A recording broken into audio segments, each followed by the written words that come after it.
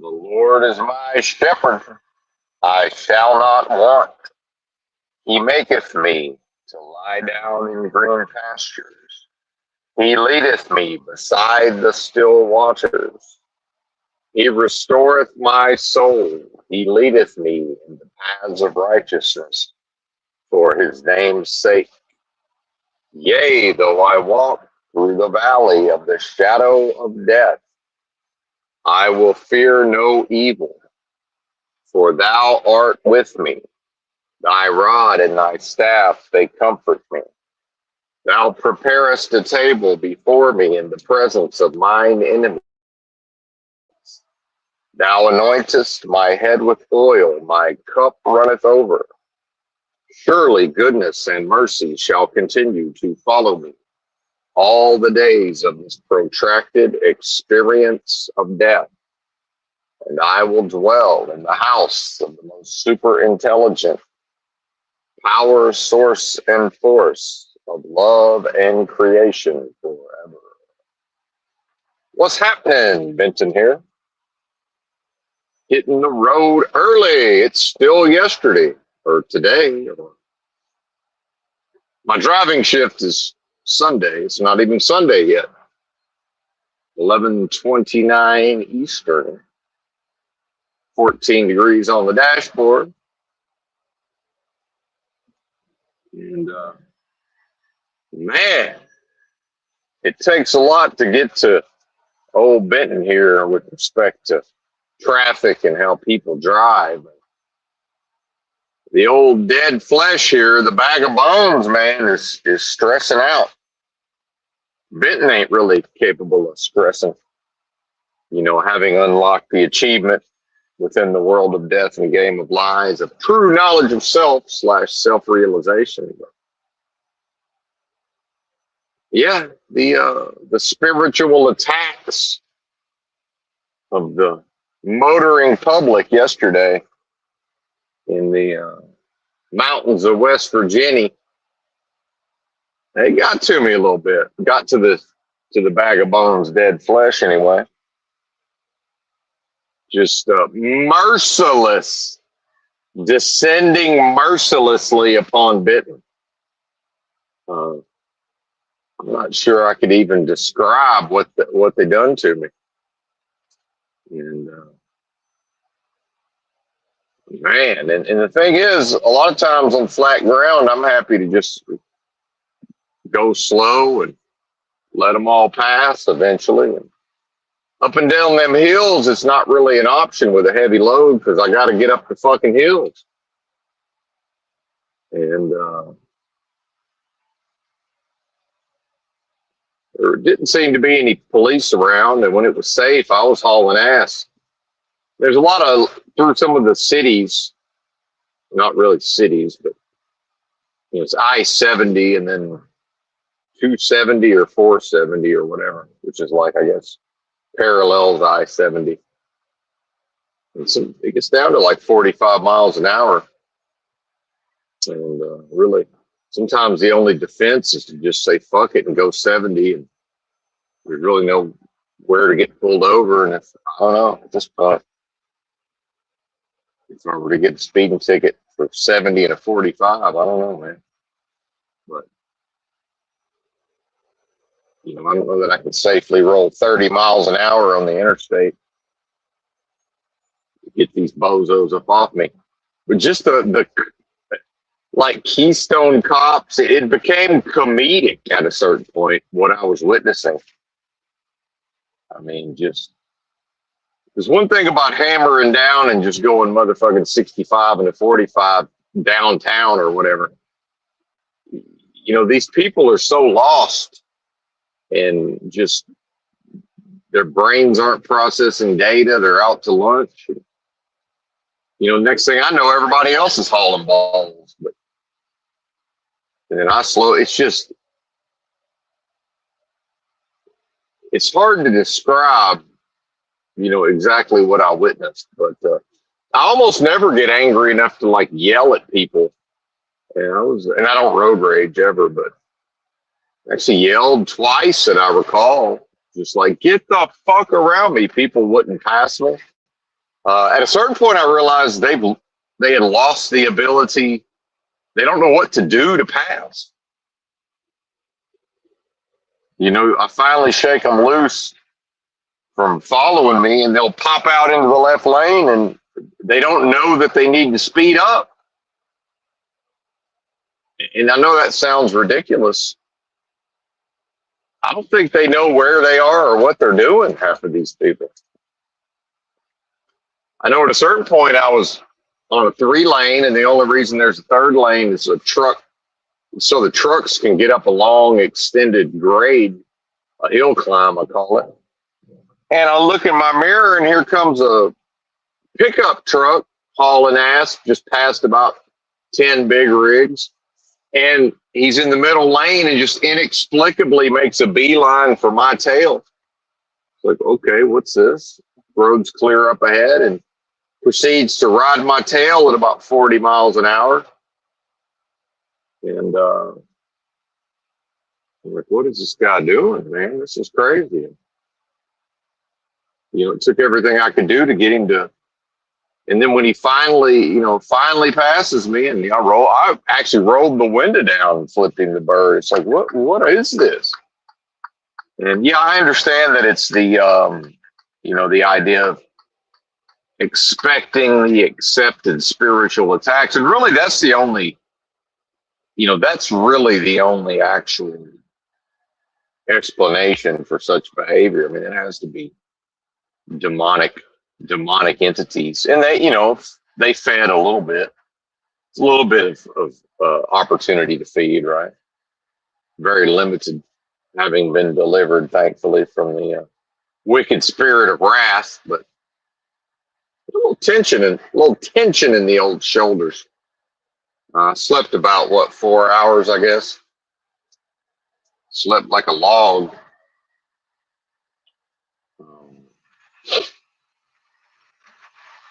And the air temperature was, when I got parked yesterday, I stopped a little earlier than planned, but finally I just had enough of the traffic and was like, why even deal with this? And it's a lot of it's road trippers. Weekends can be problematic. Road trippers, and they don't really hit the road till it's like 10 a.m. to 2 p.m. Maybe they're on a local road trip, sort of in the region. They live in Pennsylvania, but they're going somewhere else to visit their relatives or whatever. And maybe they're not that familiar with the road. They're on their phone the whole time. That's a given, but just the behavior. And at a certain point, I got in the middle lane on a hill climb to pass a slower moving rig, and I start to pull out, and there's a guy going 90, which is, I don't care, go 90. But so my trailer kind of swings into his lane, and then so I kind of swung my trailer, not, out of anger, but all I want him to do is go past. And now I'm looking in the mirror, and he's frozen, doesn't know what to do. It's almost like he didn't know he was going 90. And I think part of that is I was going like 70 before that. But then, I'm strategically going fast, but then I'm going slow to maneuver through the traffic. And then sometimes I don't have a choice because I'm going up a grade. And I think me going 70 just got him to going 90. And then it's like he doesn't know he's going 90.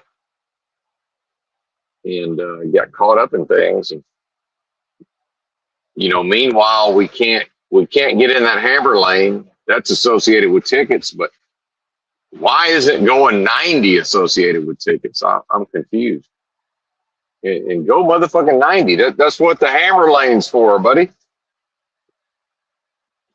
And what happened to the world where he's going 90, he's paying attention and sees, oh, that big rig put its signal on, and the big rig's starting to ease into that middle lane. I think I'll just get in the fucking fast lane where the truck's not legal. Right. No, he stayed in that middle lane the whole time. It's like, what is this? And society's gone, you know. I mean, well, this is society. I mean, who would want to participate in this? And I understand the gaslighting and the what's the big deal, and people will try to blame me. It's like, well, I'm just the person who drives a big rig 7 days a week and more or less handles whatever happens cool as a cucumber. And, you know, occasionally I can, you know, I start to get a little run down. And problem for me is I'll get fatigued and I don't really feel fatigued. They're stacking up on me right now. 55 and a 65. They're going to stack up on me. Actually, it dropped back down to 55. And man, this adaptive cruise control needs to be outlawed. I mean, it really does.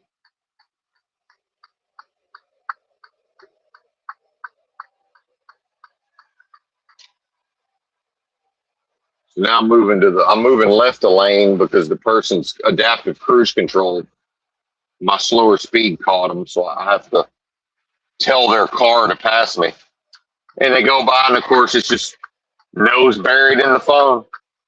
I mean, and I can't see it every time, and I don't really look. But I look over, nose buried in the phone. I'm telling you, they don't know where they are or what they're doing. Just no idea. You know, there's really no bringing them back at this point.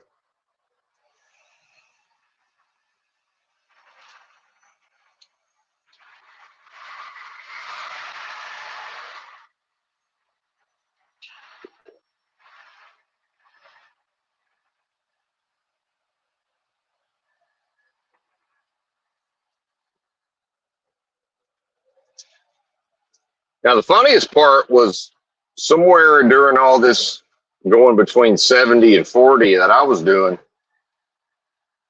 speed limit 45, but it's on the interstate. Like I said, it's just, you'd have to see the road. It really wouldn't make sense otherwise, but it's mostly bridges. I think I don't even know where it is. Oh, it's, what's that town called in West Virginia? Oh, Wheeler, West Virginia. And then you go from there to, I don't even know where, some other place. And in West Virginia, it's like 50 miles away. And all that road in between is low speed limit for the most part. I think there's some 70 in there too, but it's hard to remember. So at a certain point, I'm on that, and remember, I kind of juiced them all up behind me, you know, the way I was driving. And nobody's going to be the first one to just fucking hammer down and go 70. Now, I don't mean trucks, I'm just talking about cars. And now some of this is the weather. I mean, why, you know, when it's 6 degrees with a heavy wind, it's windy as fuck. Like, what kind of cop is going to be out there pulling people over? Right. I mean, it just doesn't even make sense. You know, so some of it's strategic, but so you know it's elevated.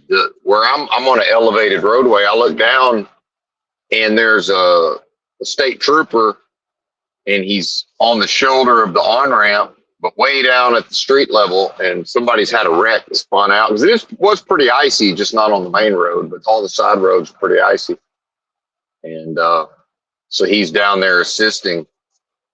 And so the on-ramp, it like comes out of the town around like a hairpin turn. And then so a group, and people love to drive in groups for whatever reason. So 10 fucking crossovers, right? And crossovers are the fucking worst. These are the worst, right? You know, Karens or whoever this is. So they all, 10 of them in a group come around that hairpin, and I see it. And so they all have to, and meanwhile, they don't notice or give a fuck half the time.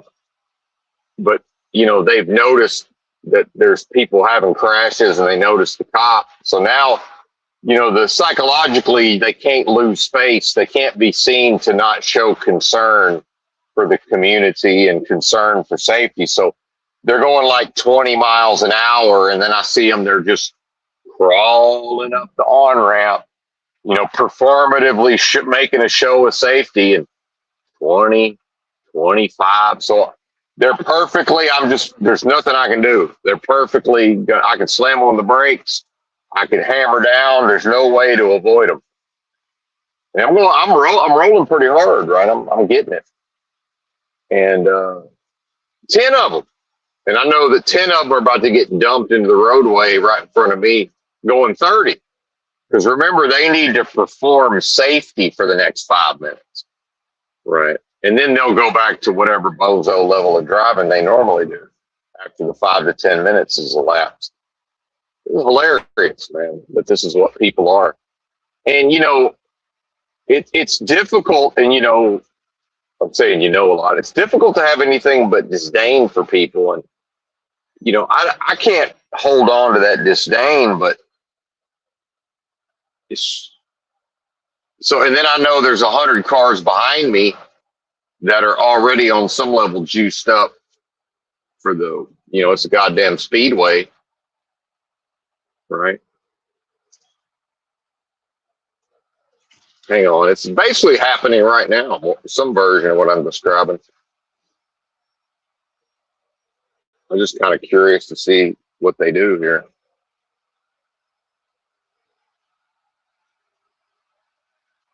They figured it out eventually.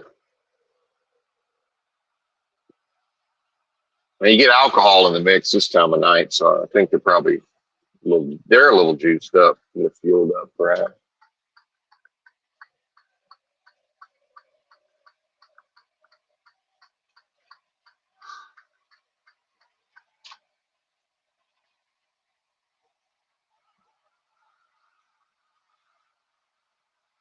And at that point, it was just like fun.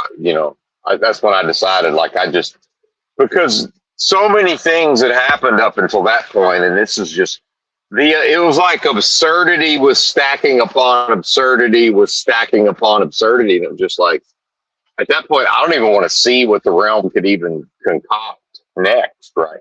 And again, the waking dream, surrealistic, unreality, deja vu all over again. Like, this ain't real, man. Now, that doesn't mean that it's entirely fake. It's a mixture of both, but, just mathematically, the odds of this happening to me in particular, like, why isn't this happening to somebody else? Just and being able to see it from the elevated roadway and watch it just materialize right before, and knowing it's about to happen, there's just nothing I can do. It's like, well, this is about to happen. There's nowhere to go, nowhere to run, nowhere to hide. I guess I could come to a complete stop in the freeway. I mean, that's probably not a good idea.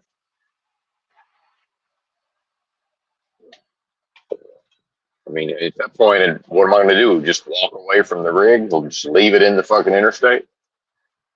I mean, maybe. I mean, not really, but.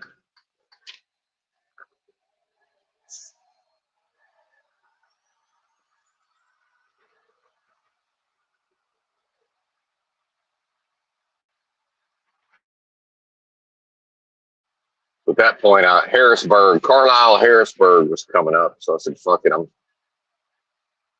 parking it early. And I guess it's Carlisle, Pennsylvania.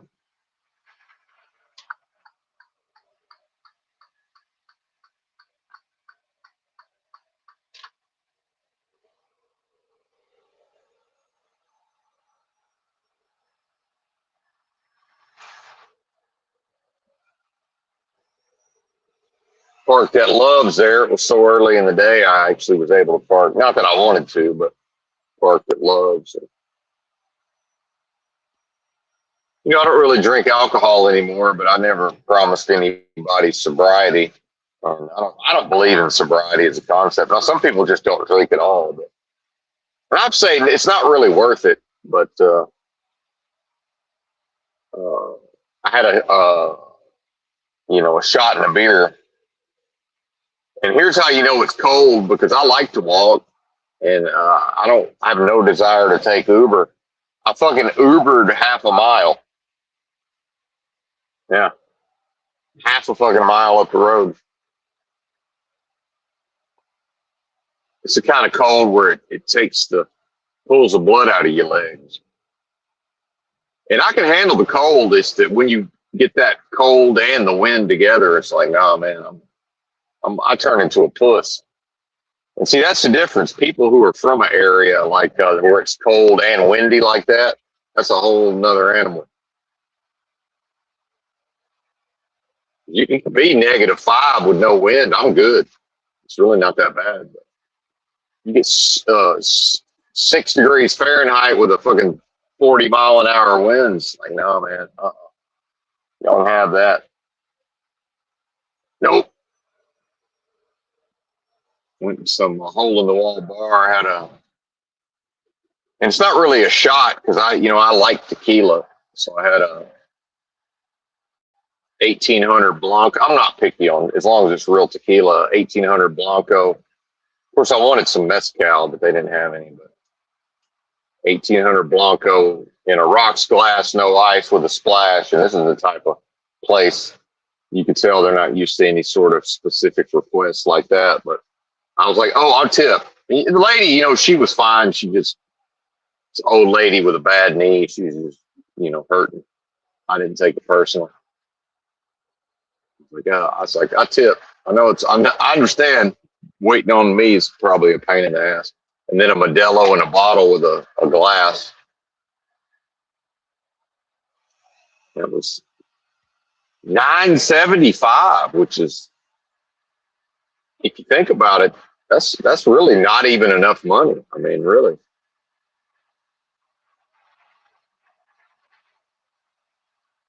Where was I? I was in San Francisco and stopped in and just had a pint, I think, just because I needed to use the bathroom, and it was San Francisco, and I knew they wouldn't refuse me the bathroom if I bought something. But while I was drinking my beer, I look up, I said, beer and a shot. It's, I think, $10 special, maybe. So, shit. Paid $7 for a pint. Fuck. But so I just gave her $20. So $20, and then Uber was 10. I gave her 10. She had one of them Buick Encores. I've been looking at those because I like little cars, and I still like the Versa. Still seems like it's roomier. In the Versa hatchback, and I'm not talking about the Note. I'm talking about the actual Versa hatchback. It ain't got the biggest hatch in the world, but it seemed quite a bit bigger. You won't really know till you get in there and start digging around. But back seat seemed about the same size, but I think it had this Encore had a little smaller hatch. I've been looking at those maybe. The engines aren't as good as the Versa, but and I don't know if they have a CVT. I don't think I'd be able to make. I don't think they do though. CVT transmission.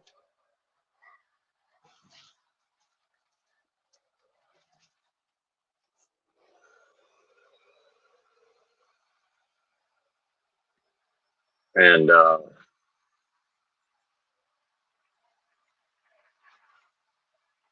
she said she liked it a lot. And I think they got a bigger tire size. And you want to talk about frugality, man? That's money. I put a set of tires on the Versa that I ordered off of Walmart's website, had them shipped to the supercenter, picked them up in my car, drove them to the Mexican tire shop in Fort Smith, and they got a whole set of tires with tax installed for less than $300 for a brand new set of tires. Yeah, Chinese tires, but I mean, shit, they're good tires.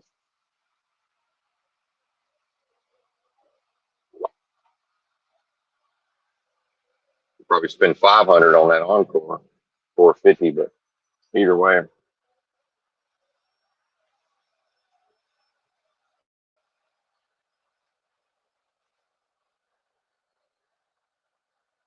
See, I realized today I woke up sometimes I'll wake up and go back to sleep. I woke up, it was like 8 p.m. I said, fuck, I might as well just take my time on my routine and leave early so I can be parked by the time these bozos are trying to road trip me into oblivion on Sunday. And, I'll drive every Saturday and Sunday, but I need to be parked by noon at the latest. It's just people are too aggravated. It's just going to get worse, man. It's only and see, and some people say it's the jabs, and I think it's a combination of everything. Their own anger, the psych meds, the social media, the phones, pressure, stress, PTSD, psychological problems, chemicals.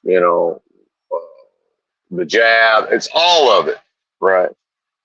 It's everything, and people are rapidly. And see, they're already degenerated, but they're further degenerating before our very eyes, rapidly degenerating. I don't think it's debatable at this point. And it does serve as some form of psychological attack. And here's the thing.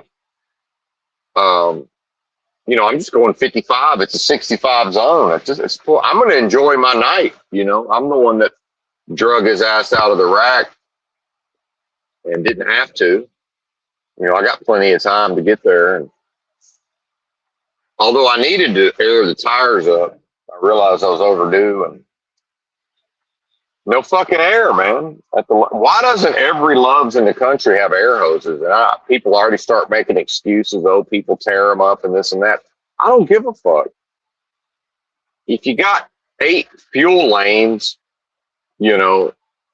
buy a bunch of goddamn hoses and fittings, keep them in the back, and even if they fuck up half of them, see what I'm saying? Like there ought to be 1 or 2 I can get to at 11 p.m. when nobody's, it's cold and there's nobody there. It's just a ghost town. Why isn't there 1 fucking working air hose?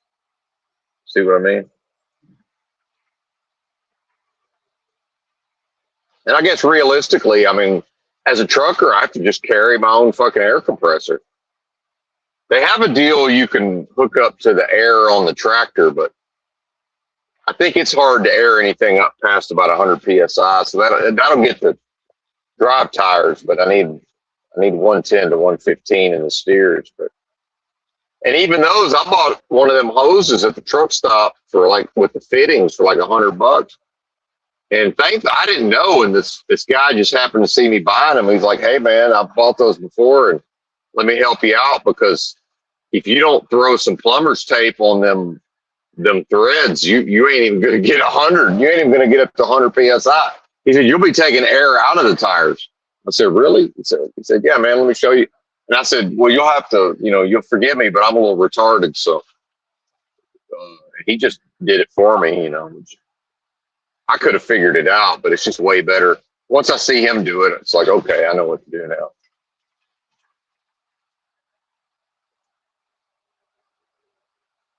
See, otherwise, the air leaks out of them fittings.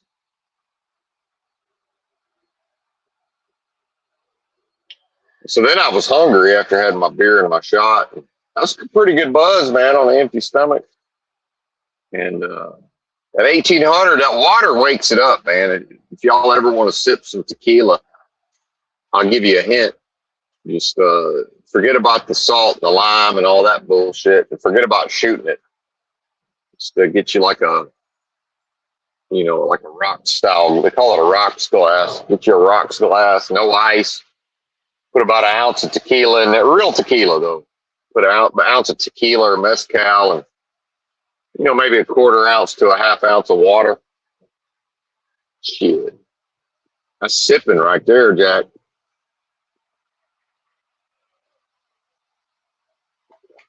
You don't like that. And again, I'm not recommending. I'm saying if somebody wants, if you're going to have a drink and you want a drink, it's like, yeah, I'll have a martini every now and then. It's not my thing. Fuck it.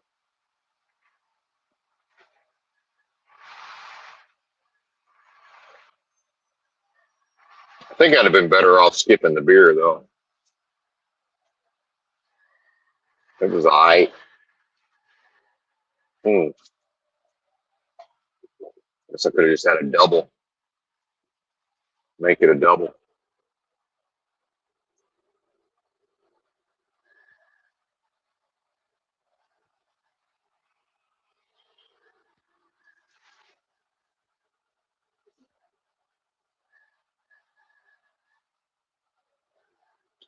So I found a local pizza joint and had them deliver. I had a hell of a time with DoorDash because I guess when I had my broken foot, I had a different. That's the only time I've ever used DoorDash. I had a different phone number and couldn't get that working. And then I think I had to order through Uber Eats, which I've never used before. But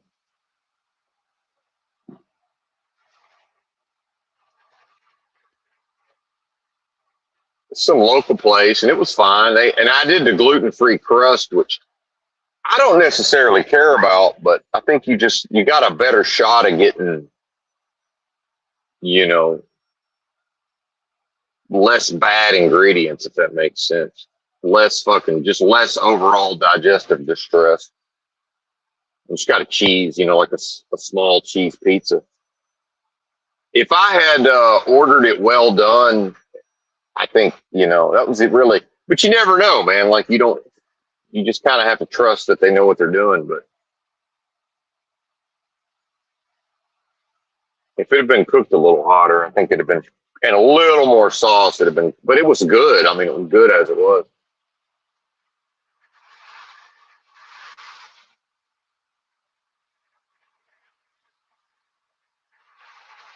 And I will say this, I prefer just a regular old crust if it's a place that I know I'm familiar with and I know that they know what the fuck they're doing.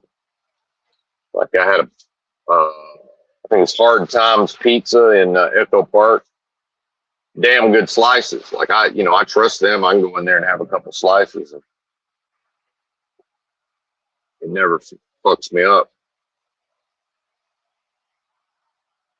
But with some rando place, it's like, they got their gluten-free crust. We'll give it a shot. Of course, I ate half of it was 3 pieces, and the old me would have ate the whole thing, but I had one more piece and threw the other two away. It was like, I know me. If I just I'll save them and maybe I'll eat them later. It's like, no, man, just throw that shit out. It's got to come out the other end. I know at some point. That's really my only concern. How's this going to come out the other? What's this going to be like out the other end? Move it through the system. And I'd say this as a human, like we kind of all, because I've been so restricted in a way. It's good to do that. But I will say, booze, man, is such a poison. I feel it. I feel like I'm poisoning myself. I feel like it's going to be probably, a full 24 hours before the poison gets out of my system.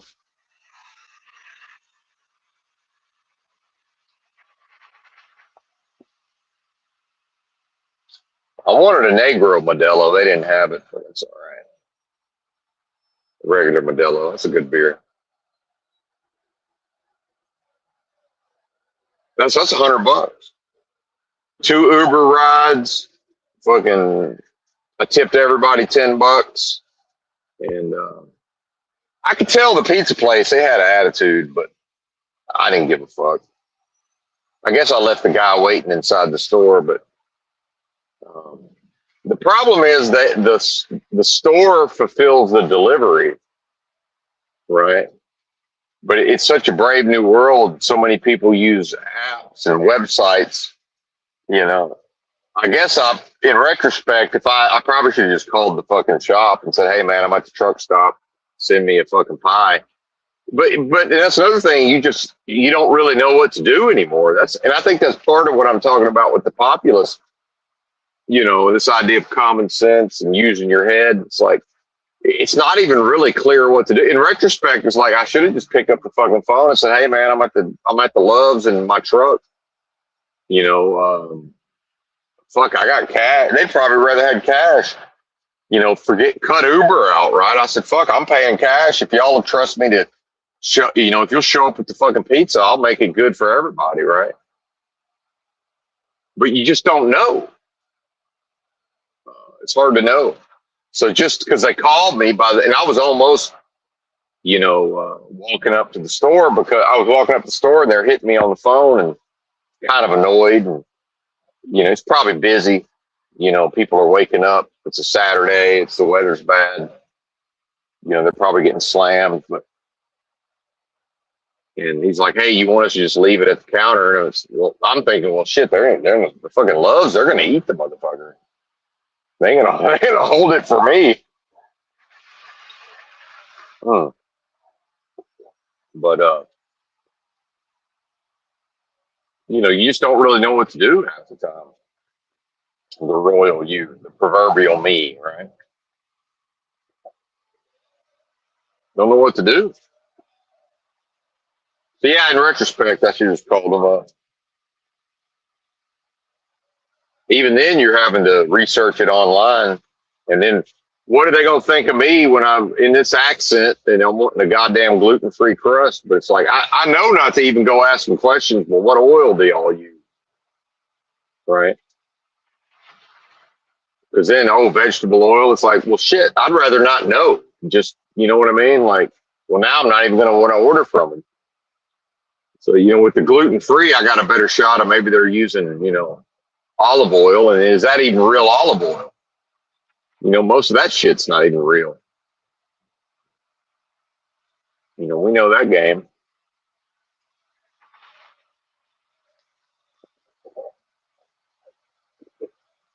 Fuck, why bother?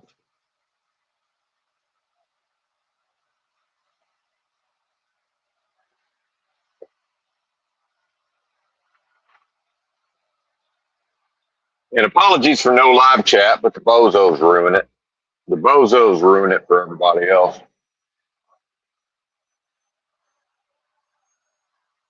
And I've hit a phase. I'm not interested in hearing from anybody. Really, it's nothing personal. It's just I'm over it. I'm just not seeking input. Really, if people want to leave a comment, I'm not reading them for the most part. But I mean, if people feel like leaving a comment and hit me on the email, I might not even read that.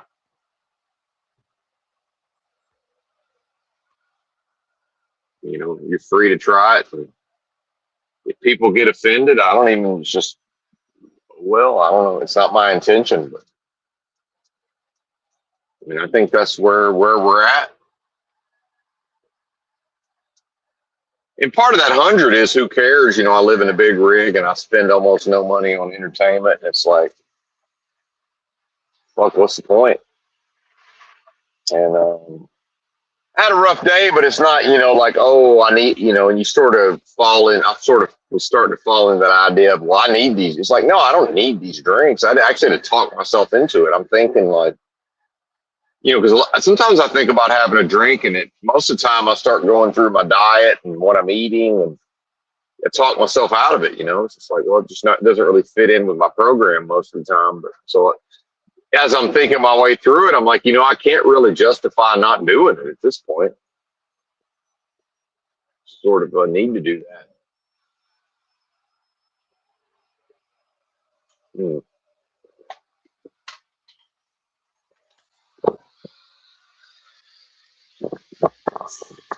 Balance things out.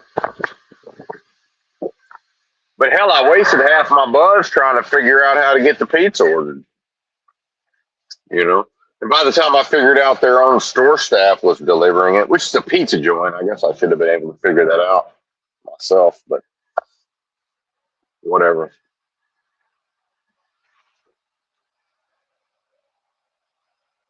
I'd order it again. That's really all that matters. Would you?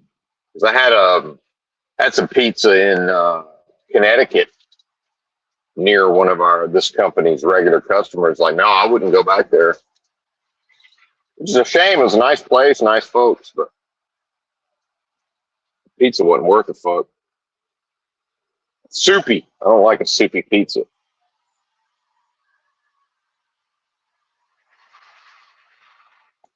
But yeah, if you're going to San Francisco, I was reading some articles about the Super Bowl and how a lot of folks are pleasantly surprised because the San Francisco's reputation has fallen so low that people are like pleasantly surprised. And I go there regularly on a somewhat regular basis. I had a lovely time last few times I visited. But I know the city well enough. I know where to go. I know some of the ins and outs. I got my spots that I like. I'm almost always able to find something new that I've never experienced before. I'm pretty good at meeting locals, just sort of accidentally on the street, which that's probably some version of a psyop. The government's got agents out there, and it's not even agents in the conventional sense. It's my notion of cis agents. These system agents, whether they know it or not. Basically, my idea that everybody functions as an agent of the system on some level.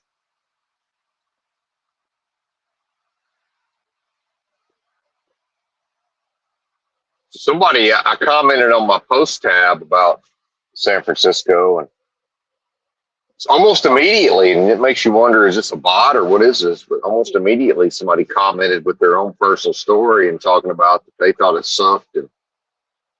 But they were talking about parking, and I replied back. I was like, fair enough, but why? If I'm going to San Francisco, why would I be driving around? I just don't understand. Like, who wants to go to a place and drive around? I just never understood that.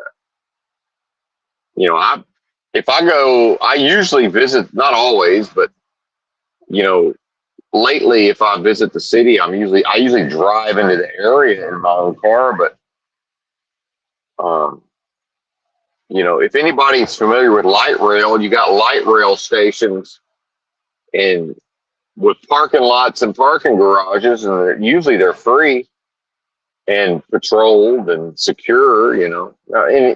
Crime can happen anywhere, but I park in the fucking parking garage in Millbrae BART station, and it's $11 round trip, but you know what it costs that's what gas costs. By the time I drive from the BART to San Francisco and drive around and then drive, that's $11 in gas. Take the fucking train, man. What are you doing? So it's like, that's your fault, buddy. You want to bitch about the park? I'm confused. Like, okay, but isn't that your fault? Like, why are you driving? And I didn't say that to the guy, but it's like, why do that to yourself? And I know where I can park for free on the street, but it's like, why even? I'm trying to think. I think I did manage to. I had some kind of reason for.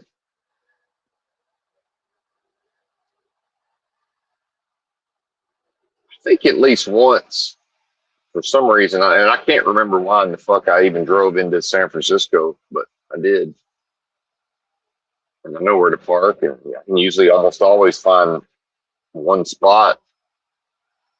And I just know where to. But again, if you don't know the city, you don't know where to park for free. You don't know where there might be one spot in the middle of the day, right? How's that the city's fault? If you don't know, if the visitor doesn't know what to do. But anyway,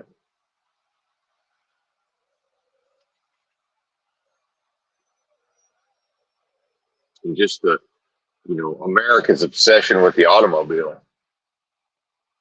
And that was actually one of the most surprising things about being homeless for so long is I just assumed I would miss driving. I didn't miss it a bit. Not even a little bit. I went years and didn't drive. I didn't miss it at all. It's actually pretty fucking stressful most of the time.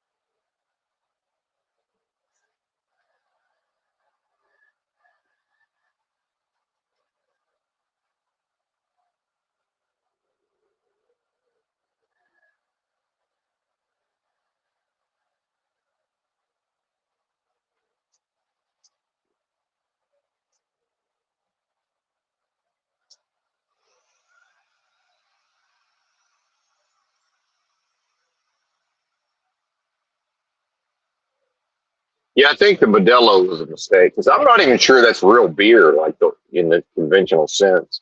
At a certain point, the brewing process is just it ends up, it gets so industrialized. It's not even really beer.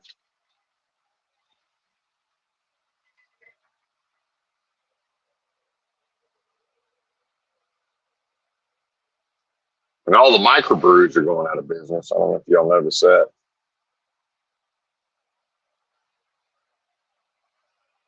Oh yeah, this is where I was going to stop. This Flying J in Fryston. That was my original destination.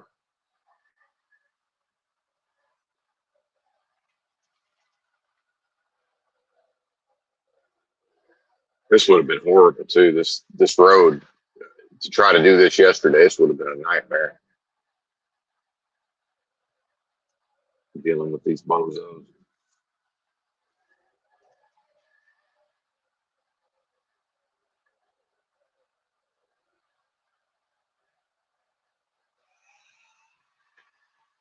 10 degrees Fahrenheit on the day. Well, my heater was kicking yesterday after I shut down for the day.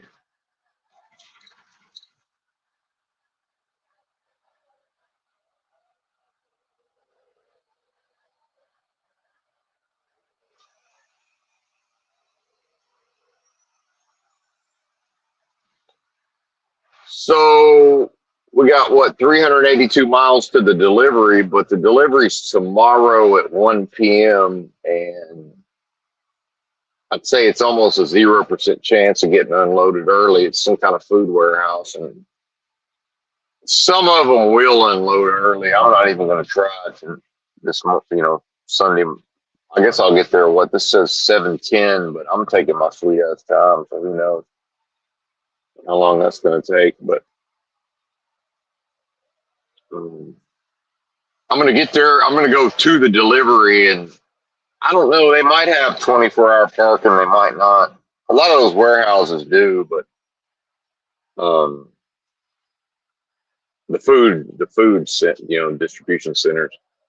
But then I can use the personal conveyance, and I might just say fuck it and go to a hotel that's got truck parking at this point.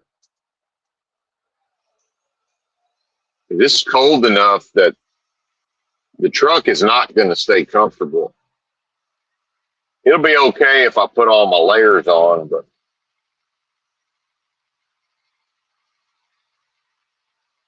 and really this opti idle system with the batteries and everything. Once you get into the cold weather, it's really only good for about a 10-hour break. It's really not.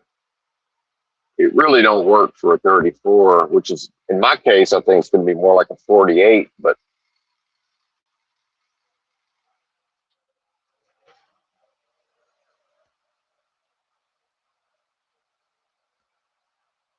I think I might have found a hotel, and I know I'm going to want to go to Walmart. And I thought about I'd like to walk around Providence, but I think it's going to be too fucking cold with the wind. I've been wanting to check that place out just to see what it's like, but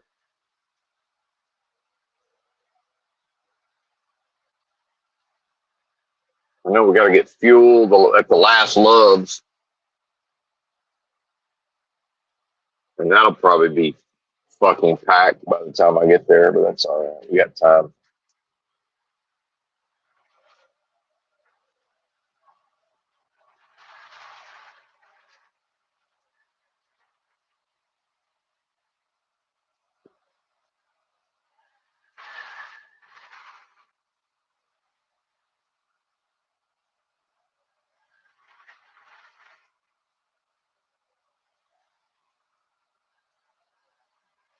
It's one of them gigantic warehouses, a bunch of them actually.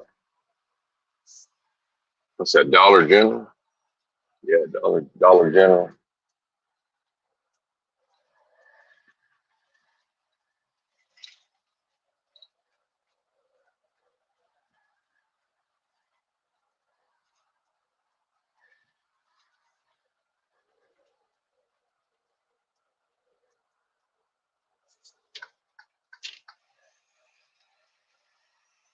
Some moron just right up my ass. 55 miles an hour. Just right up my ass.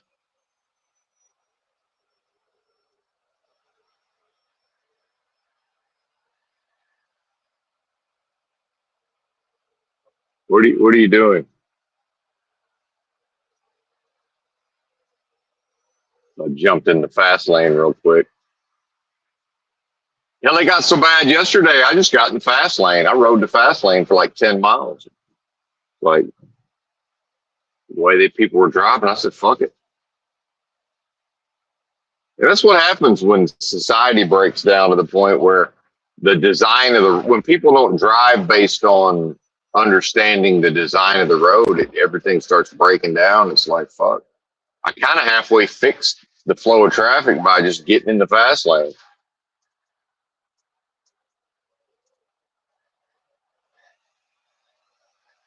It's comical at a certain point.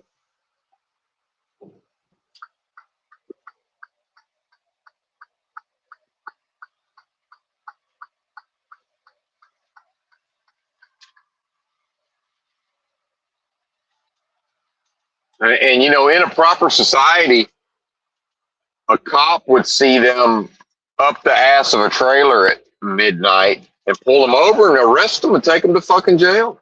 You say, hey man, what are you can't drive like that. What are you doing? You know, I mean, seriously. And I'm not necessarily in favor of that. I'm just saying, like, and it's commonplace, you know, like, well, hey bro, you can't work, like, you can't do that. What are you doing? You want to talk about suspicious?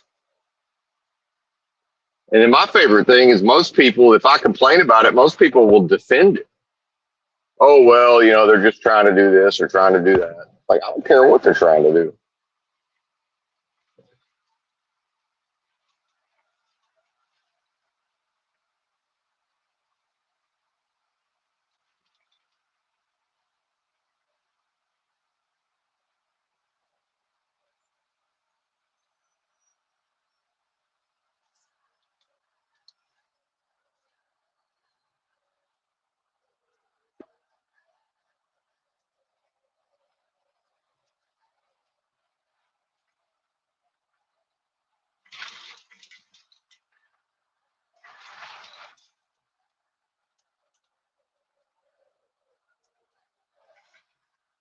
And these boomers, man, what a fucking disaster. Now, I've never been with this notion of, oh, you know, society's fucked because of the boomers, you know, consumed everything. It's like, listen, man, these boomers are so programmed that, you know, they got programmed to consume everything. So they do. I mean, it's not their fault. You know, I hate to come to their defense, but like, this is what they're programmed to do. So whatever they were programmed to do is what they were going to do. You know, you had the people that went through the depression, and that was the Great Depression. That was a programming in a way. You know, they ended up programmed to scrimp and save, and, you know, not be wasteful and all of this. And so that's what a lot of them would perform, you know, even after the depression. But and you know, some of the boomer ethos is probably, you know, in order for the system to fulfill its own purposes, you know, consumerism had to ramp up somehow, right?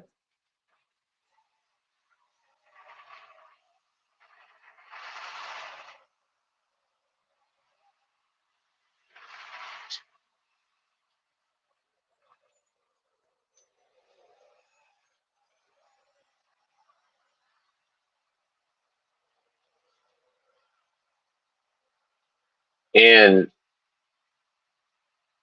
I watched a couple of pretty good videos though.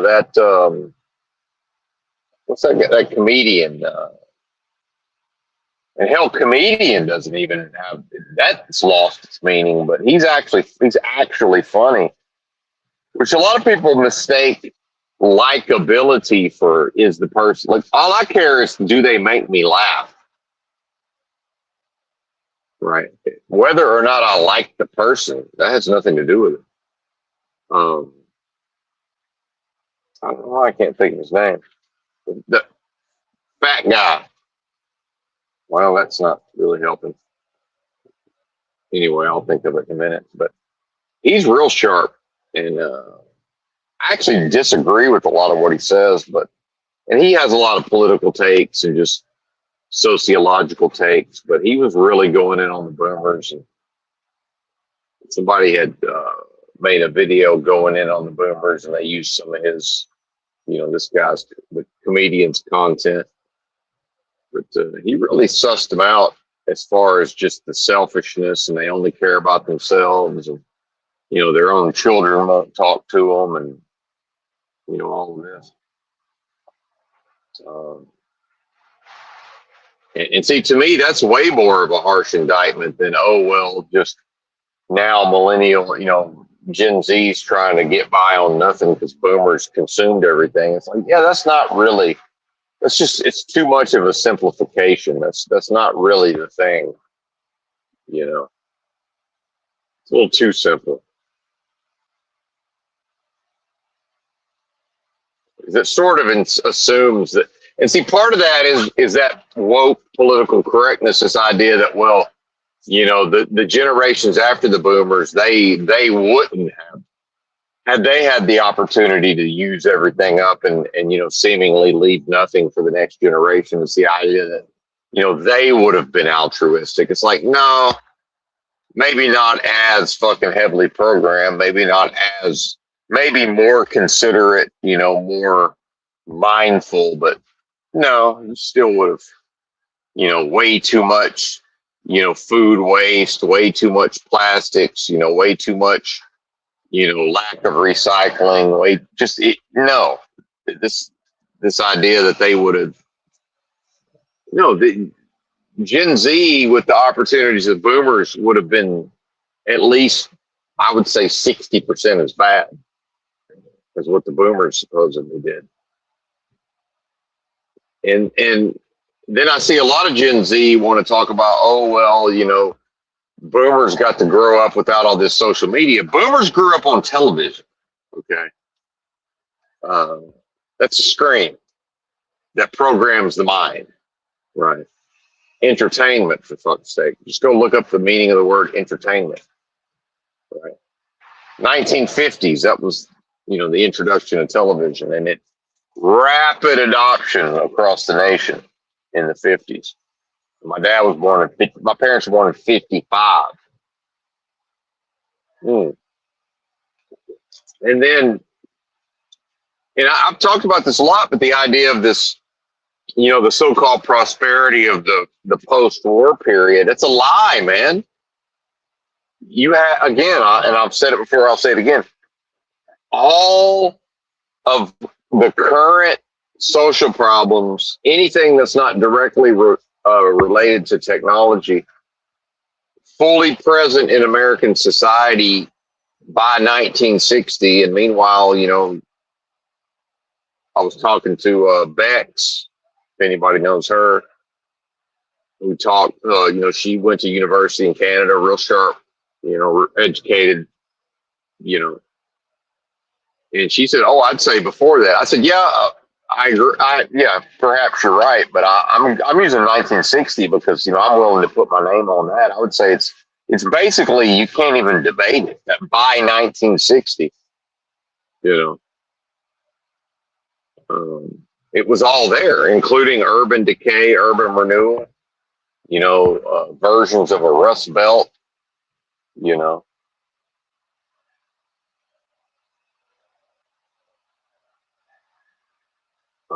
drug addiction, children growing up in insane levels of poverty, lack of education, lack of clean water, and just all kind of things. Now, today it's better in some ways, just meaning, overall certain things are better.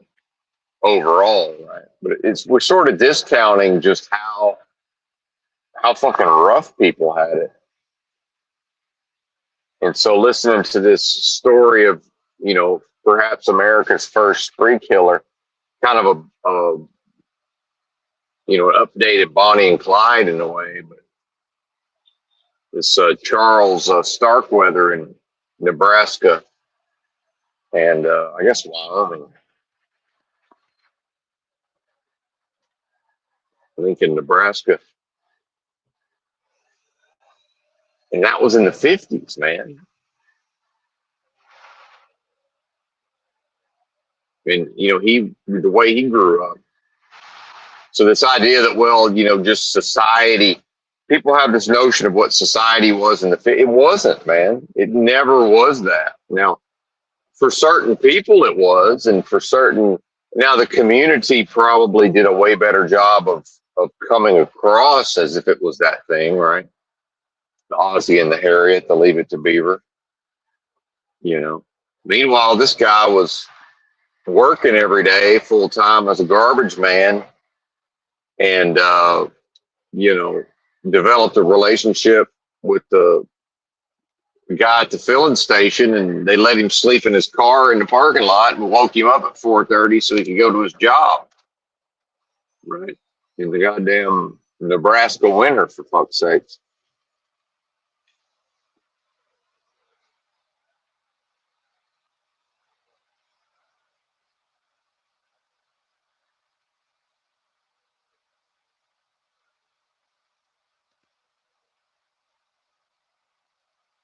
Eight degrees now.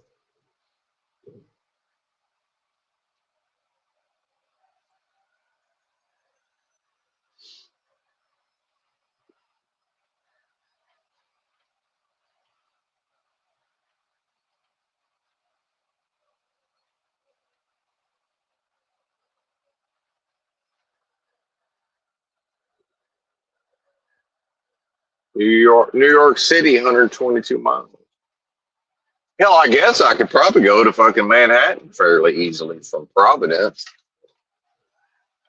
I don't think I'll bother, but I'll probably take the Amtrak.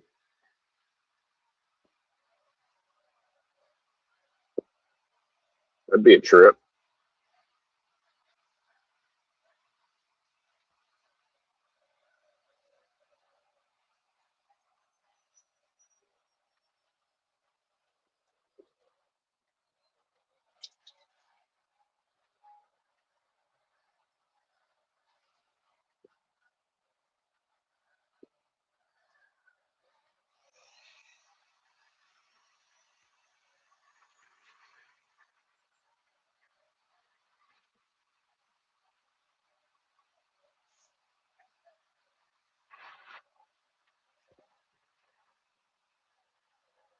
But the thing about the boomers is, with all that programming, they have a very specific view of what America is, what society is, and, you know, they're just not open to changing their view. So,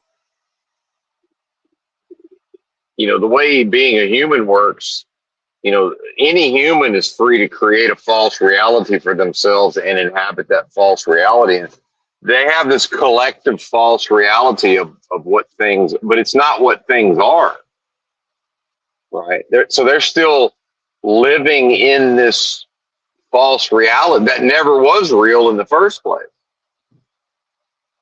And they're not capable of realizing it or coping with it. So, my dad is always going to live in this very specific reality that I would argue didn't even never existed in the first place, and certainly doesn't exist now. America doesn't even pretend to be that anymore. The Ozzy and the Harriet, the nuclear family, and all of those things.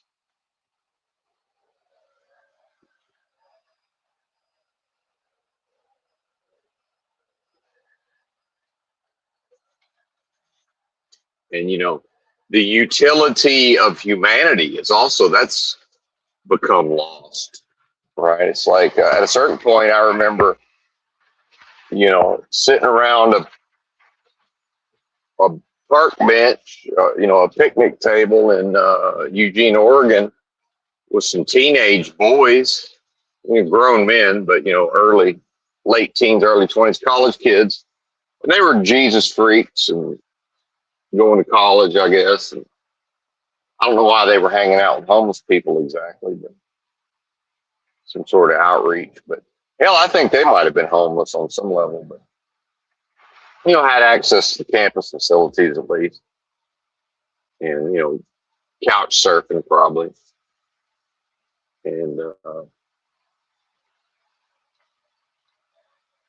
were a little on the conservative side. And, that's what I told them at a certain point. I said, man, it's capitalism. I said, I'm sitting here talking to y'all. I said, I'm able-bodied. I'm not crazy. I'm employable.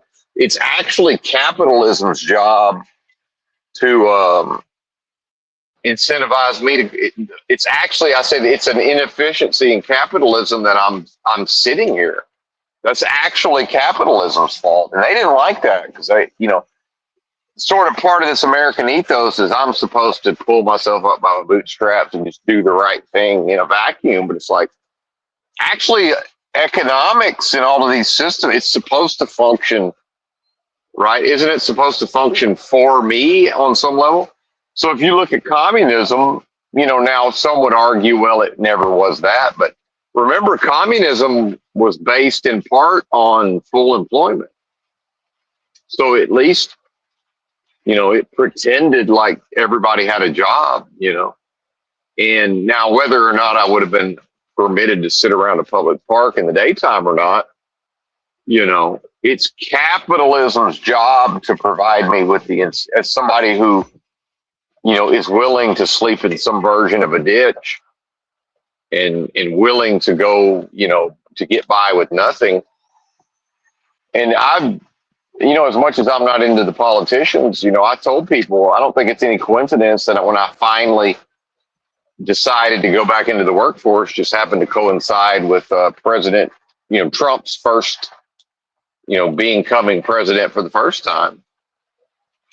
Went and got my CDL, and there's a big hiring push in the trucking industry and all of this. And now, second term Trump, and I'm back in the workforce. I mean, that's probably not a coincidence, but I don't know that the man himself deserves credit. But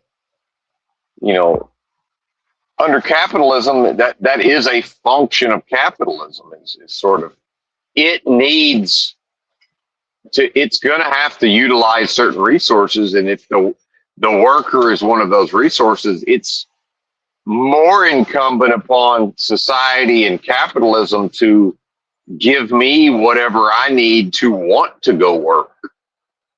Right.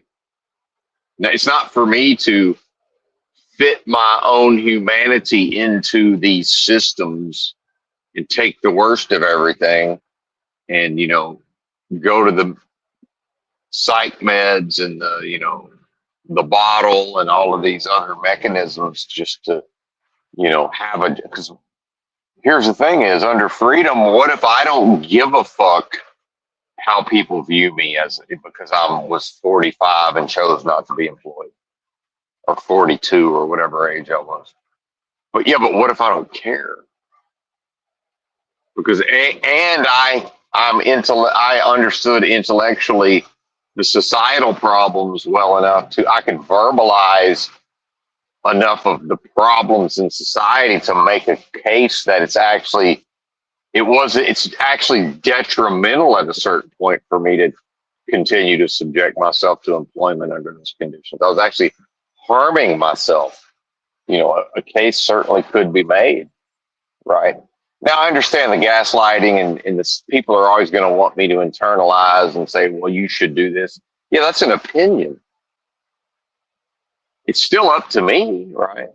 Oh, well, you don't want to be a drain. It's like, well, number one, why are you speaking for me? Number two, society doesn't care about being drained. Look at what it lets the banks and the corporations and the politicians. They let the corporations, the lobbyists, the banks, and the corporations drain everything and prey upon it all. So why are you supposing that if I contribute to this idea of being a drain or a burden on society, that's an industry.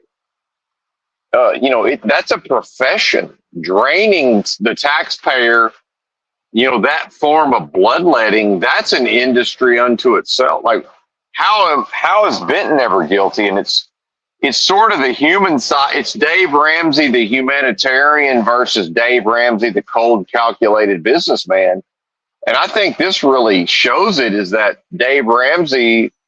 his Dave Ramsey show, which is, it's geared towards helping people get their finances in order, individual humans. And he has a very different idea for how they're to conduct their affairs than when he's counseling somebody who's made bad choices and has run their business into the ground.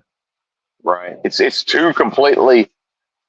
two sets of moralities, but it's the same. Dave Ramsey's supposedly the same person, right?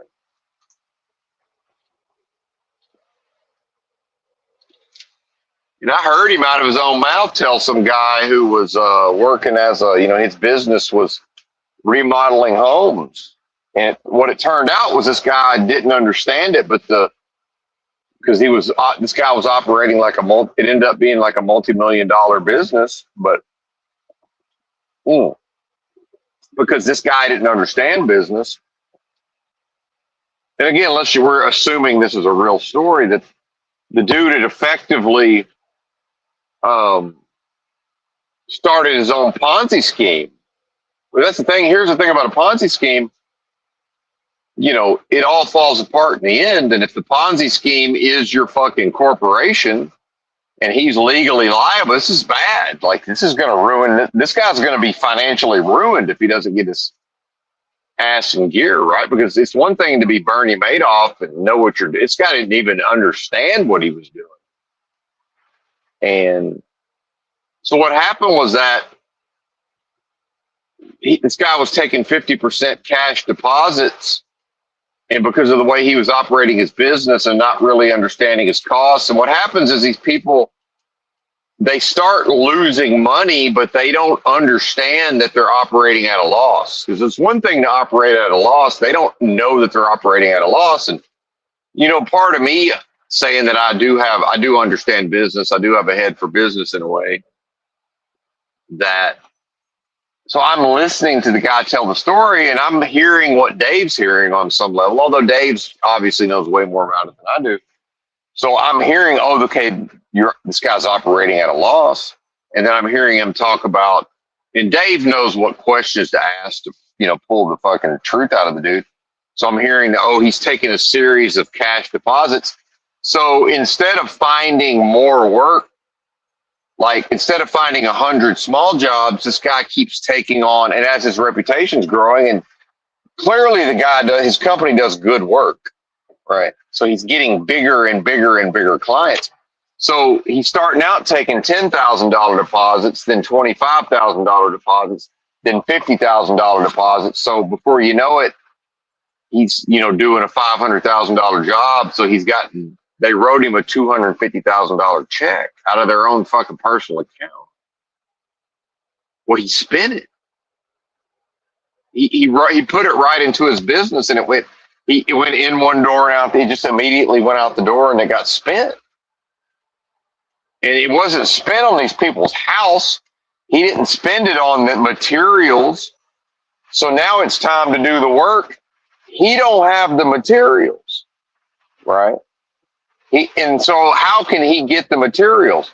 Well, now he's going to have to sell $1 million, like for real. Now he's got to sell $1 million job, and he's going to have to get 500 in cash. Like for real, this is what he's going to have to do. Now, he doesn't understand this. He's just, and because I got a brain that understands these systems. I see the flaws, and it's like, okay, this dude's fucked. Now the right thing to do. So what Dave Ramsey would tell the individual would be some version of, well, you got to go tell these people the truth and say you done fucked up and blah, blah, blah, right? And you got to make it right. Fall on your sword. Well, it ain't that with the homeowner. So Dave's problem solving is, it's a step by step process that makes total sense. But when Dave gets around to the guy's like, well, what about this? People expecting me to do this work on their house, and I don't have, how do we do this? He said, well, they're not going to get, basically they're not going to be made whole, and they're probably going to sue you, and that's just is what it is. So in the business sense, Dave is like, well, they're fucked, and it is what it is. But if it's me and it's my personal finances and it's a credit card company, Dave's like, well, you got to pay that money back. You took out those loans. You owe that money. You agreed to pay that. Well, this motherfucker agreed to remodel these people's house and took $250,000.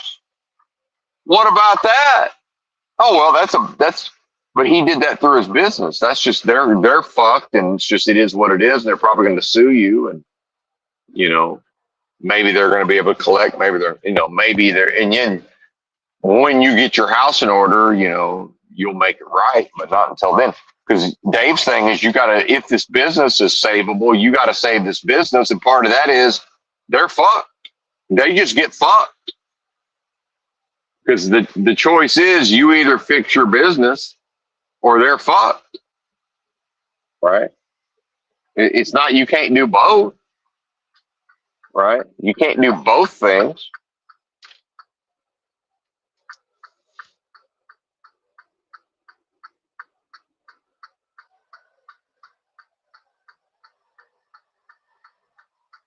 Hey, buddy, we're riding ass. What, you can't go around me now? Did I shame you? We're in a construction zone, 65 miles an hour, trucks left lane only. So some guy rolled up on my ass. He's going 70.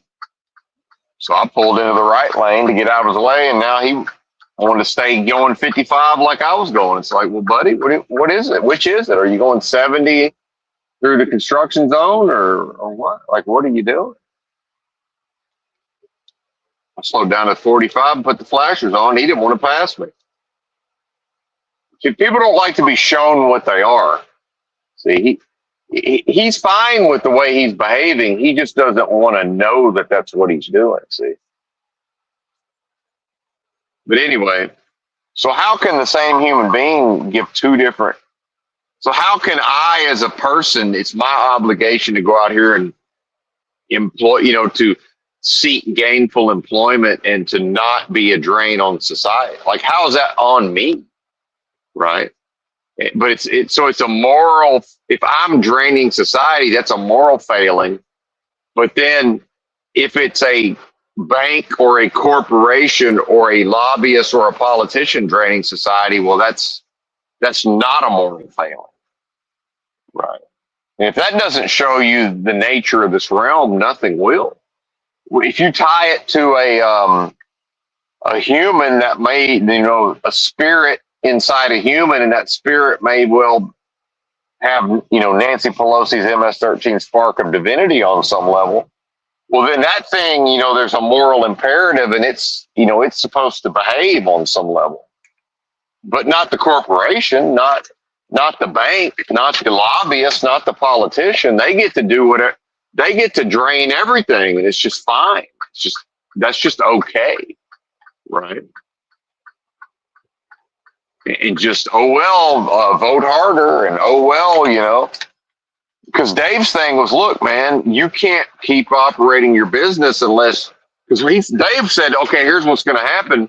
Your vendor's about to quit shipping you building materials, right? You owe them so much money, they're about to cut you off. So you're out of business if you can't get materials. So what you got to do is, you got to do everything you can to keep that vendor doing business with you. So Dave said, what you got to do basically is fuck everybody fuck these bigger jobs. You got to find as many little jobs as you can. You got to sell a bunch of little jobs that you can bang out one after the other. You got to get as much cash coming in as possible.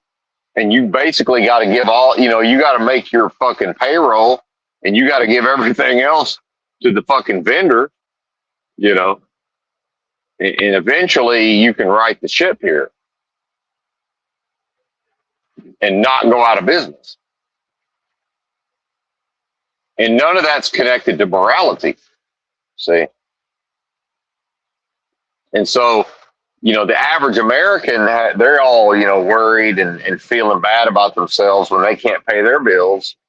But then, in the 08, 09 crisis, you had these Wall Street types with leasing a fucking E-Class Mercedes or a 7 Series BMW, and they just drive it to the dealership, call an Uber, and their salesman's out there like, what the fuck's going on? And the guy's like, he doesn't even hang up off his phone call. He steps out of the fucking BMW into the Uber, and he's like, hey man, I'm not making any more payments on this thing. And the dealership's like, well, we don't want it. And he's like, I don't know what to tell you, and just gets in the Uber and drives off. Right? He's like, it's your problem. It's not a moral imperative. It's not it's just like, well, I don't know what to tell you, man. All I know is I'm not making these payments, and I'm,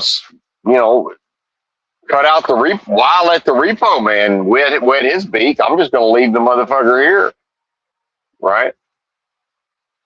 I'm turning it in. Do whatever you got to do. If you need me to sign something, fax it to my fucking office. Email it. Email me a PDF, motherfucker. I got shit to do.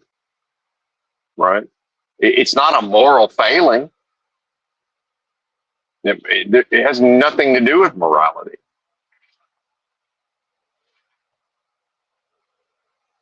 But if I owe credit card companies, somehow it's not morality.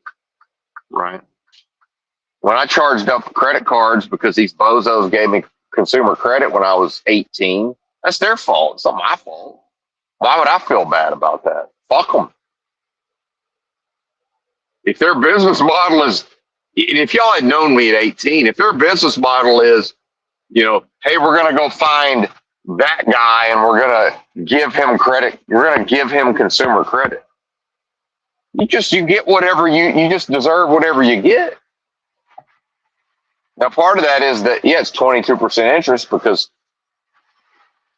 Benton ain't ever going to give us a dime, right? Some of these other bozos are going to make the minimum payments for 20 years. Some of them are going to declare bankruptcy and it's going to get written off. None of it's real in the first. It's not real. The jobs aren't real. The money's not real. The idea of being a drain on society, that's not real. Nobody cares. You can't have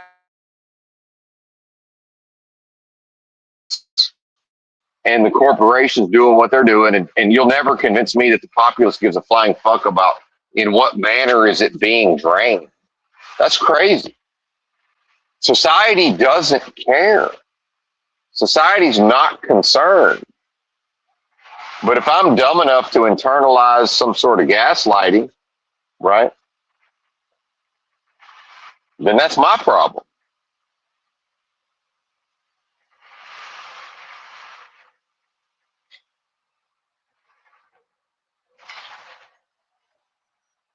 That's my fucking problem.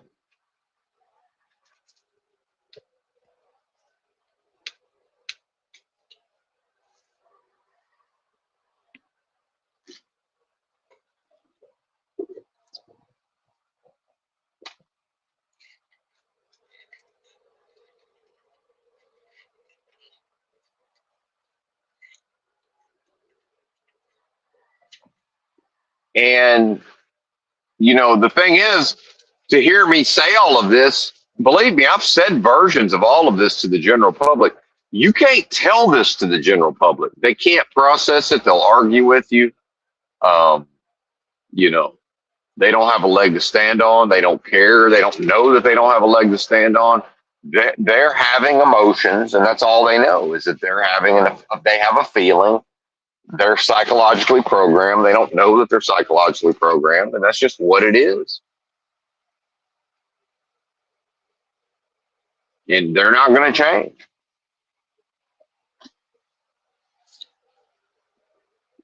They can't be expected to change. They've been indoctrinated to go to work and to get educated and to do certain things, and that's what they're going to do.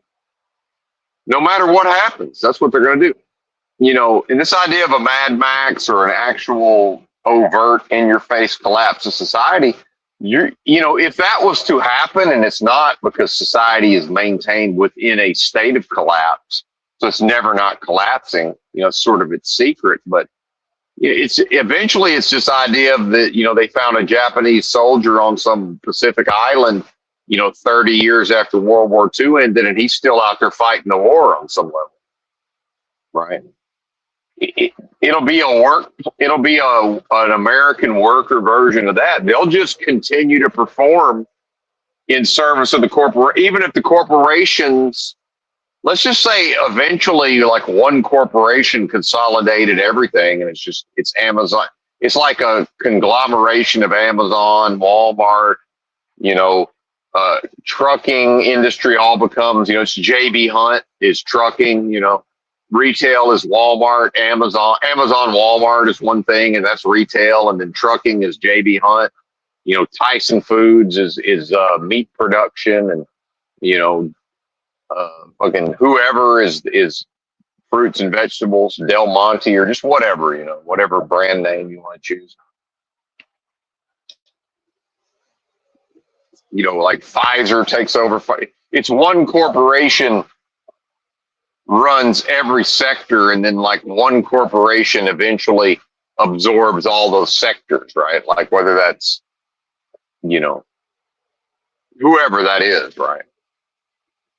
And so when that thing, so let's just say that happened, and then that thing finally collapses, you'll still have people who just continue to perform in service of that corporation even after it ceases operations. It'll be a version of the Japanese man by himself on a Pacific island somewhere fighting the fucking World War II, maintaining a state of readiness. Like they'll just keep performing that. Like they don't even they'll create the corporation. The corporation will live on in their hearts, right? Bow down before the one you serve, you're going to get what you deserve.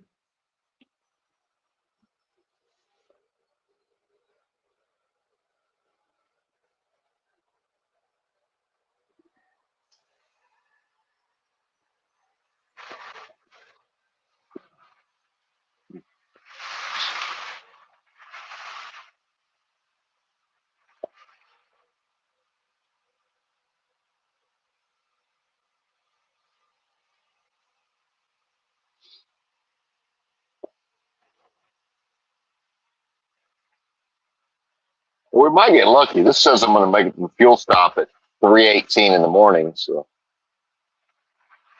maybe we'll be able to get fuel unmolested.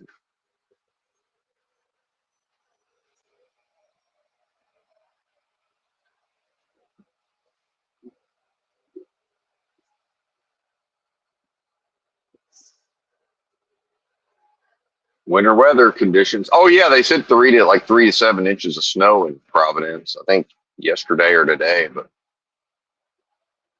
should be fine by the time I get there. The roads anyway should be fine. The main road.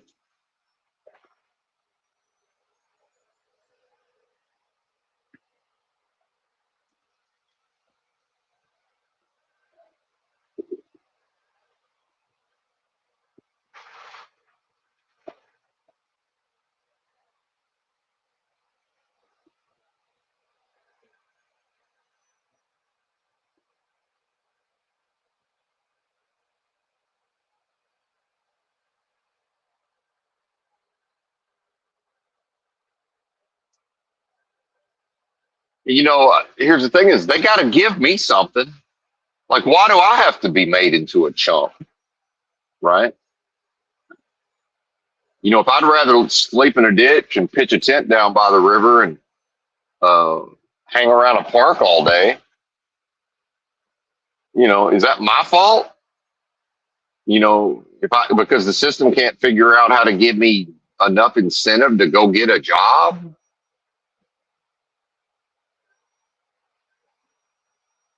and I'm always one of the best workers on every job I've ever had, right?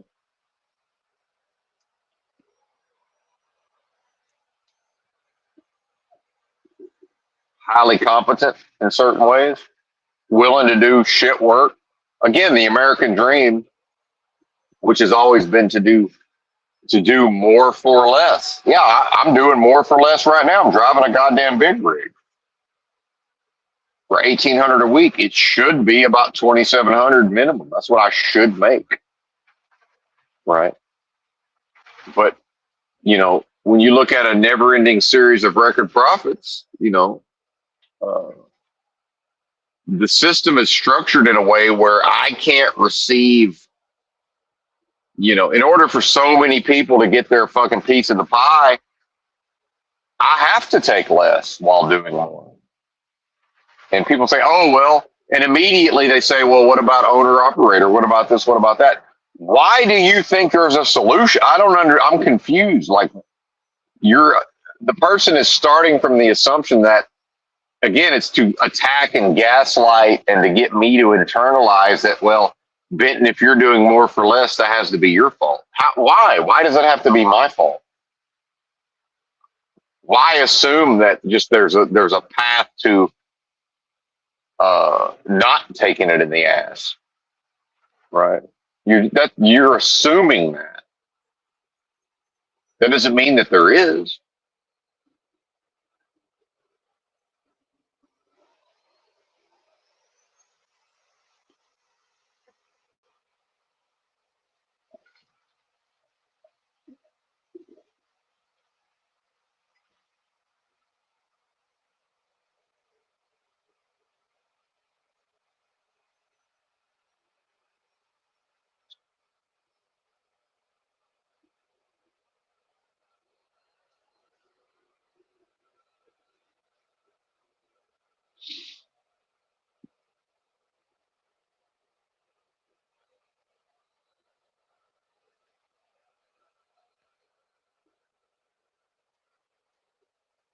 And none of this can be fixed, right? Because it's not broken.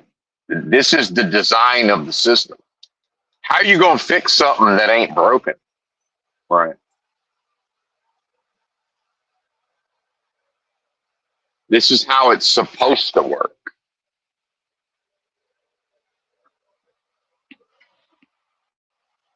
Hmm. In fact, the only way to fix it would be to break it.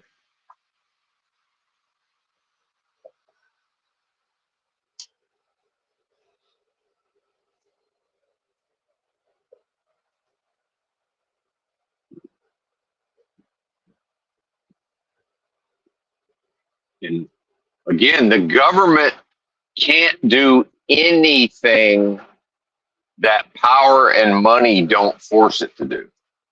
And so power and money understands that that's how the government is mobilized. Now, of course, it perpetuates itself, based on its own self-interest. That's sort of a different thing. But the government can't do anything that it's not forced to do with power and money. So the people don't have power and the people don't have money. So their desires they don't, the desire, it's neither here nor there until the system needs something from them. And then the system is adept and expert at manipulating the populace into doing what the system needs the populace to do. And that's not achieved by giving the people power and money. So I'm supposed to be self-interested. I'm supposed to say, well, why would I go drive a truck unless it's worth my while? Right. And that's how I got this job, because I told the guy, I said, if I like the job, why would I quit? I like to work. I like having money. I like living in a truck. I'm good at the job for the most part.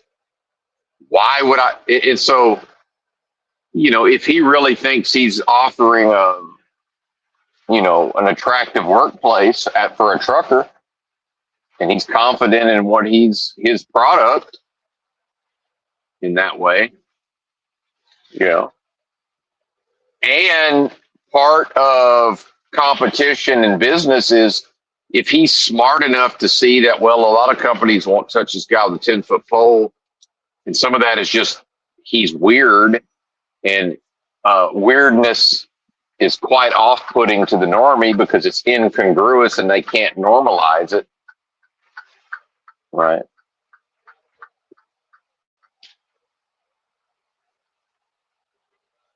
And I don't mean like kitschy, fun, irreverent weirdness.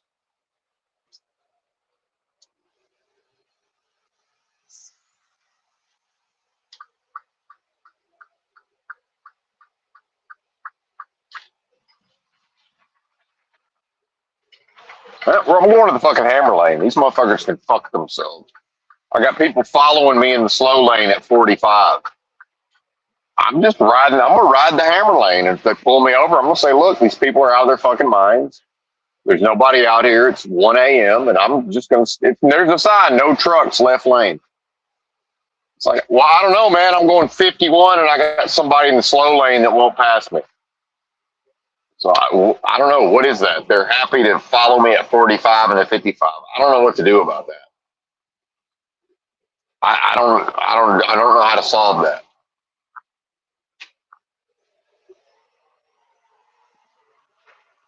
Like, what are they doing? They won't. They just will not go in front of me. Buried in his phone. Not even pretending to look at the road. Just buried. So why shouldn't I drive his car? Somebody on the job in one of them little transit vans. The little one though.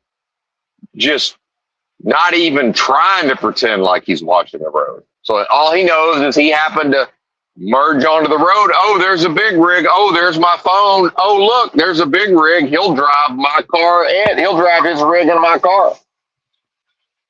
And so next thing you know, I was already going 45. I slowed down to 40. He's happy to go 40 miles an hour at 1 a.m. up a truck's ass. Oh, that's weird. Why did that big rig go from the slow lane to the fast lane? Guy just refused to pass me. I finally just had to hammer down to about 35 on the brakes, and he finally got in front of me. I look over, just buried in his phone. That's America. That's your country, folks. And it's just everybody out here is going my speed now. Every car is attempting to get me to drive their vehicle for them. And then every once in a while, somebody just goes by who's a normal human going like 65 and a 55 in the middle lane, just blasting by everything. Like, this is complete insanity. This ain't real. These are zombies, man. There's guys going 80. There's a drunk person going 80 in a Porsche Boxster. See? But he's not going to use the hammer lane because that's how you get tickets. So if I want to be left alone, my best thing is to go get in the far left lane where it says no trucks and just ride that motherfucker where I'll be left alone. For real. It's inverted. Right? And now that they've all gotten away from me and a couple of people have passed, now they're all up there going 90. Same motherfuckers. This is complete insanity. Now they just all disappeared. Because they can't and won't exercise agency over their own so-called lives. They need an authority. They want something outside of them to make their decisions, right? Now, the transit van, he's probably, I don't know where he's going. He took the exit and he's driving through town now. All right. Probably going to make a booty call. I mean, who the fuck knows? I guess that'd be the most likely. It's still Saturday night, 1 a.m. to some of these people. It's technically Sunday morning. You know, he's probably married, by the way, with children. You know, where's he going at 1 a.m.? And again, do whatever you want. I don't give a fuck. I'm just pointing out what, I refuse to live in this fantasy world that people have been taught and led to believe this country is, and it never was that in the first place. I refuse, and you can't make me. I'm not. I will not do it.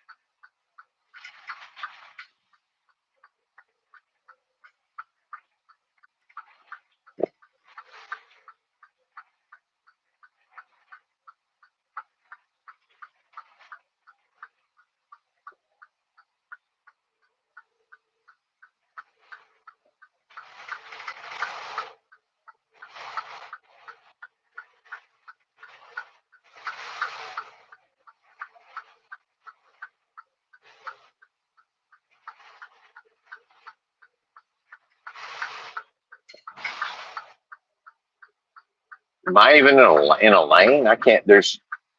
I can't see the fucking.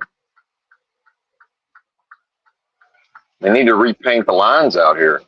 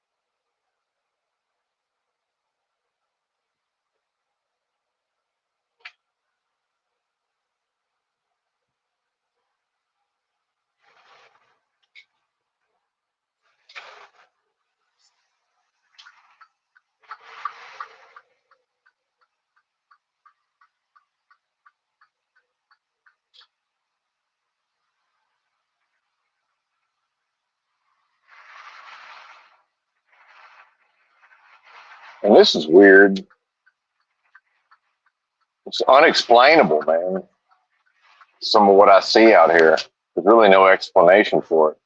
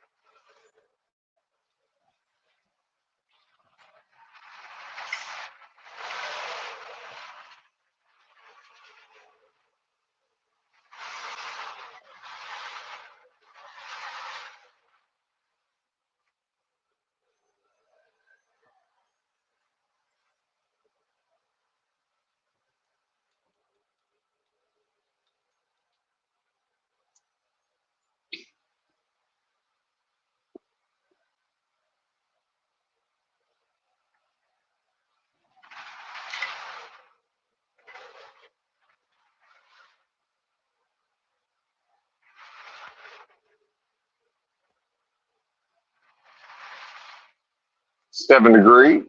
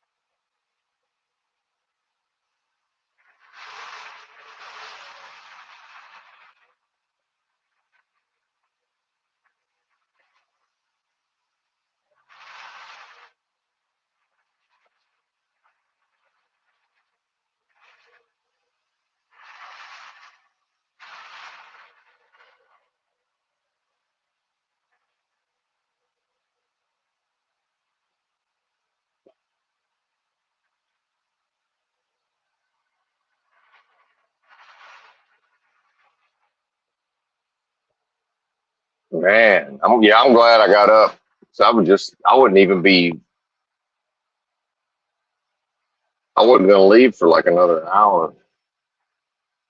This is an annoying ass road.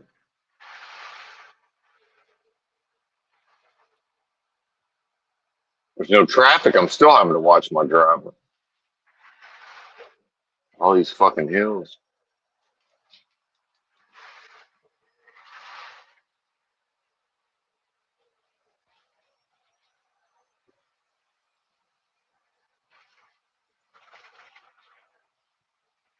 College students score big, save lives. Right? Whatever that is one of them electronic billboards. I couldn't quite catch what they were advertising, but it's like, can we knock it off with the constant sloganeering? You're number one, you're not saving big. Number two, you're not saving lives. So it's lie number one and lie number two. Why is that okay? Nothing's being saved, and you know, no lives are being saved. Certainly. What the fuck are you talking about?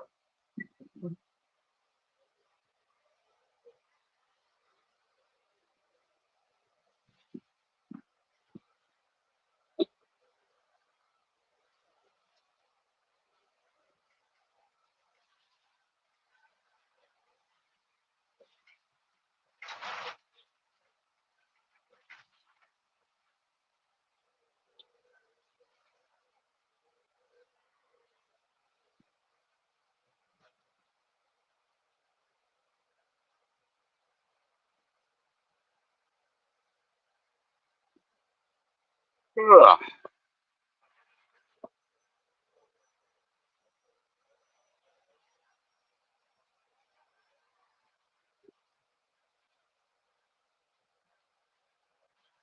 New York City, 76 miles. I'll probably drive through that bitch, but we ain't trying to pay them high ass tolls apparently. Sunday morning at fucking 2 a.m., 3 a.m., I could cruise right through that motherfucker.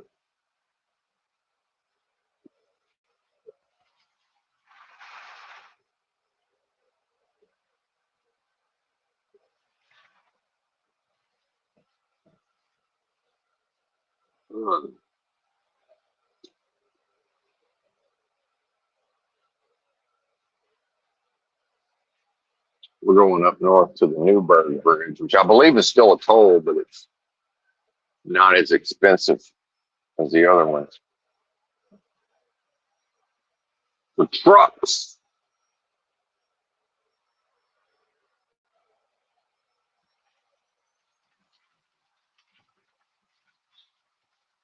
I mean, and what I'm running into on these live streams is it's just, and for my own purposes, really, there's just less and less to even talk about. You know, what's even the point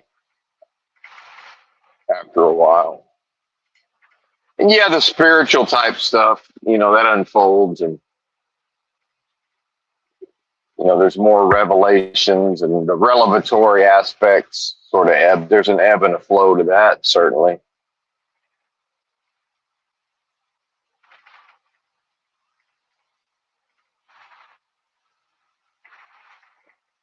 Yeah, damn, dude. Might end up having to take a nap before this thing's over with.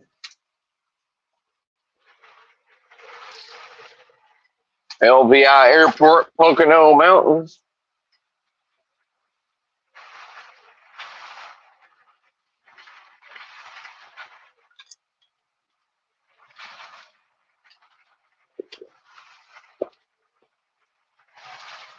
What's LVI, like Lehigh Valley or some shit?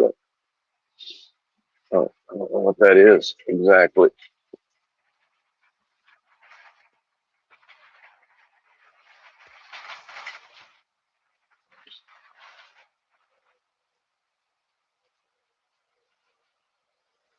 Ugh.